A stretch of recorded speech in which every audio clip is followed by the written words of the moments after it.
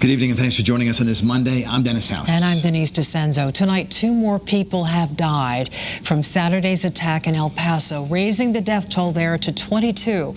In Dayton, 9 people were killed and 27 others were wounded. We begin our team coverage tonight with Channel 3's Matthew Campbell, who's monitoring the latest from both cities. He's here now with the newest information. Matthew? Well, Dennis and Denise, the FBI is investigating, and the motive in the El Paso shooting appears to be racism. In Dayton, the motive there is still unclear, but we are learning that the shooter is believed to have killed his own sister. Residents of El Paso placed white crosses outside the Walmart, each one honoring those who lost their lives in Saturday's mass shooting. All of these are going to be written all over with messages, and I intend to give these to the families. 21-year-old suspected gunman Patrick Cruces allegedly posted a racist anti-immigrant manifesto on a message board called 8chan just before the shooting rampage. They were being taken out in the carts. It was like back to back to back. The death toll in El Paso increased today after 2 more victims died at the hospital. And we're also learning more about the shooter. Police say he drove 10 hours to get to this specific Walmart in a city that's 80% Latino and is at the center of a national debate on immigration.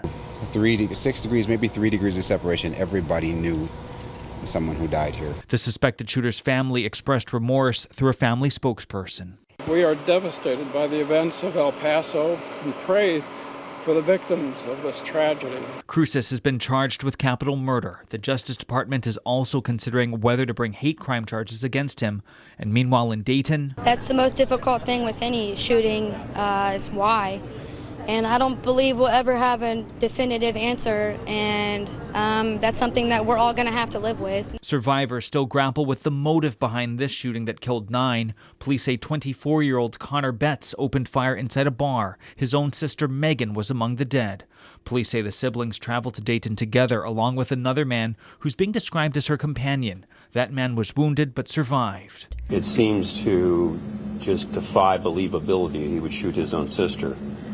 But it's also hard to believe that he didn't recognize that was his sister. As police dig through the suspect's past, they found red flags dating back to high school, where Betts allegedly had a hit list of people he wanted to kill. I personally don't like to think anyone's capable of something that bad, but there was some instances of threats. Now, with the Dayton attack, there have now been 255 mass shootings in the U.S. just this year alone. The one in El Paso, that was the 8th worst in American history. Live in the control room, Matthew Campbell, Channel 3 News.